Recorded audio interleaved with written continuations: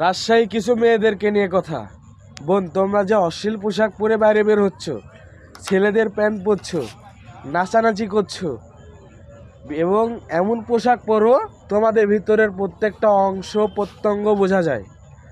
বোন দেখো, পর্দা করে বের হলে কোনো সমস্যা আমার মনে হয় নাই। তাহলে পর্দা করতে তোমাদের সমস্যা কোথায়? তোমরা বড়লোক বাড়ির সন্তান, তোমাদের গায়ে ওড়না থাকে না, তোমাদের বুকের ওড়না থাকে না, তোমাদের টাকার অহংকার আছে, তাই না? ওই টাকা দিয়ে একটা পর্দা কিনে নাও, একটা বোরখা কিনে নাও, হিজাব কিনে নাও। আত্মসম্মান আগে, টাকা দিয়ে আত্মসম্মান কেনা যায় না বোন। বড়লোক হলে যে টাকা আছে, আমার বুকের ওড়না থাকবে না, অন্য ছেলে আমার শরীর দেখবে, এই অন্য বিষয় না কিন্তু, ঠিক আছে?